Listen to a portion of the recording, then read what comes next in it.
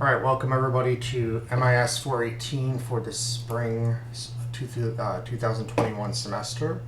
This is going to be a quick intro video in prep for our live session next week.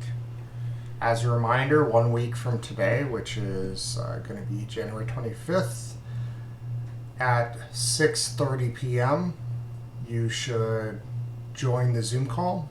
The Zoom link will be posted in Cougar Courses before that time. Okay. This class will have 4 live sessions throughout the semester, 1 approximately per month. So we'll have 1 in January, 1 in February, 1 in March, and 1 in April. All right. Those are mandatory live sessions. If you miss them, you miss out on the points. Okay. No excuses. If you miss them, you need to do extra credit to make up the points. You can't make up the points by me just giving you the points. Okay. So the only way to make them up is do one of the extra credits that I offer. A couple of important things that I'll talk about in this real quick introduction is about the class. So this class is about information security management, mostly talking about policy, but I try to make it an immersive learning format. So there will be some exercises that you can do that are fun, hands-on activities. I've blended the instructional content to incorporate the policy-based information from the book, as well as more modern, I shouldn't say modern, more recent hands-on activities related to things like zero trust networks and things like that, which I think are of interest to some of you. Okay. Office hours will be by appointment only. And then I will also offer a socialization session, which will be kind of a happy hour monthly for all of my classes combined. Okay, and that will be an opportunity to ask me anything, and that tends to be pretty popular. People have career questions and things like that. All right, so just review the syllabus and kind of the guide rails for that piece of the class. There are asynchronous videos that will be posted periodically in Cougar Courses for you to watch at your leisure. And then we also have mandatory usage of Microsoft Teams. If you haven't used that before, I would strongly recommend that you excuse me. Excuse me.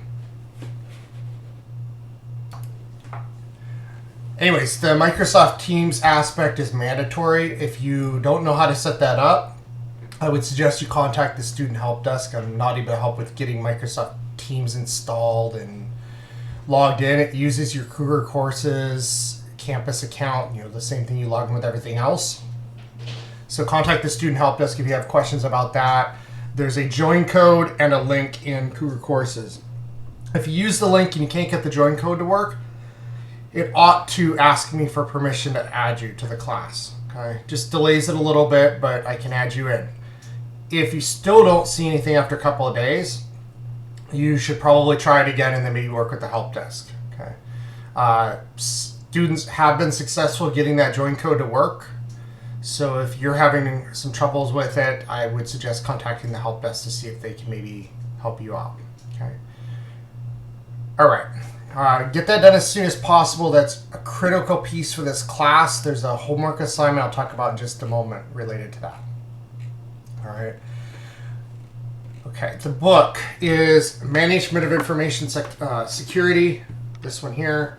The 6th edition Whitman is fine. You don't need a newer version than that. Okay, it's information security. It changes all the time, but the material of this particular book isn't going to change much. Okay? It's not a technically focused book. You don't need any of the extras that the publisher will try to sell you. I say buy it from the cheapest place you can find it. You can usually find these books online through the ISBN search engines for pennies on the dollar, okay? But it's also available at the bookstore.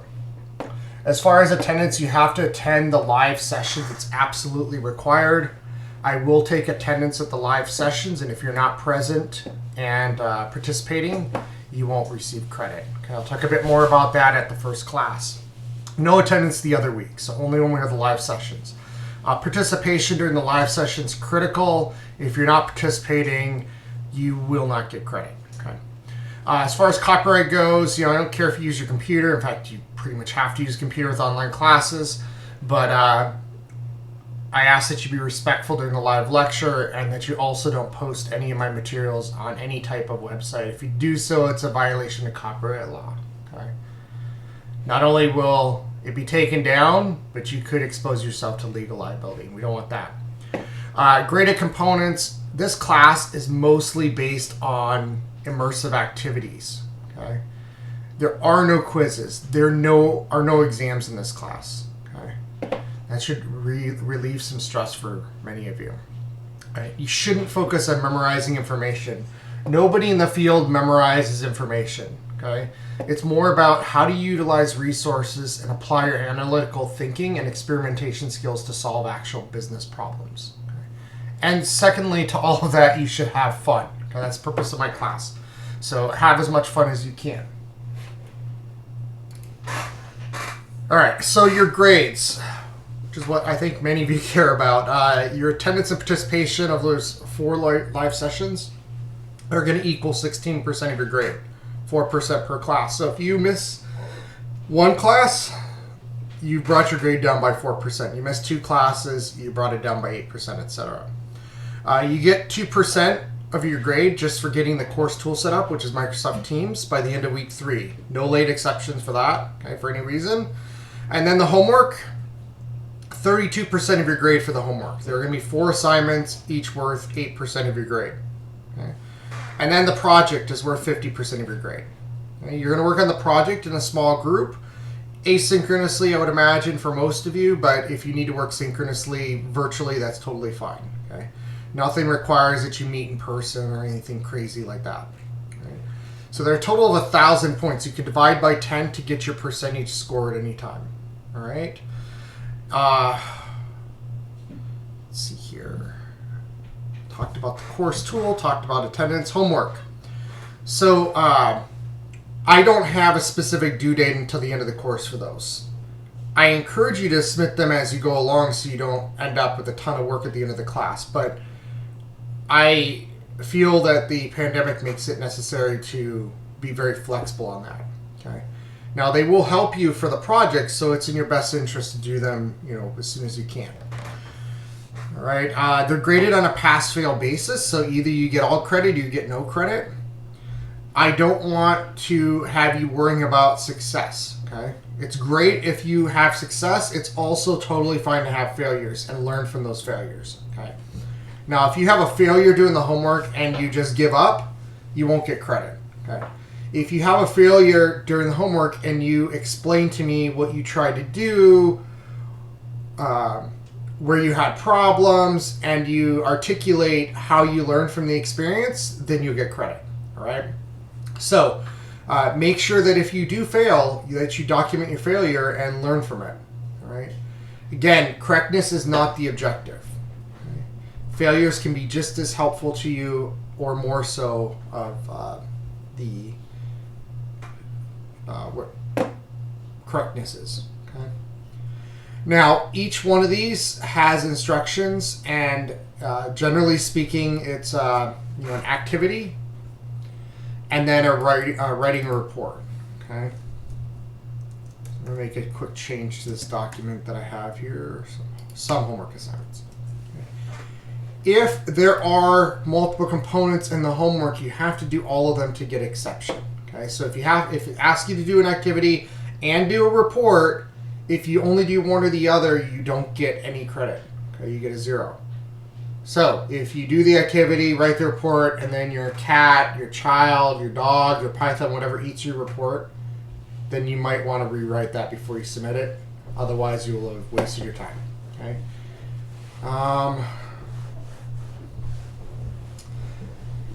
The length of your report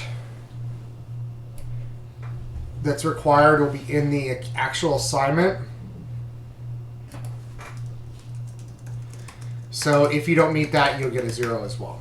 Okay. There are no specific formatting guidelines unless otherwise stated in the assignment, except that you must use a PDF file. Okay. If you send it to me in some other format, well, Cougar Courses, first of all, is only going to allow you to submit a .pdf file. Okay. If it's anything else, it won't let you submit it. If you email it, I'm not going to even open it. I'm just going to delete it. Okay, so don't send me any attachments. Too many students have viruses and malware that tries to infect my computer. Okay? So I do all my grading in an isolated environment now. As for the project, I'll provide details on the project during the first class and then follow-up information once the add drop period has expired. So there'll be a substantial final project, which we already discussed the percentage. You'll do that in small groups, and you're going to use tools like Microsoft Teams and Google Docs and that sort of thing to work on that project. Okay. Standard grading scale, you can look at that in there. The writing requirement is met with the homework and the project. Okay. Late policy, I'm very generous there, so nothing is technically due until the last week of class, but I recommend you do things along the way. Okay.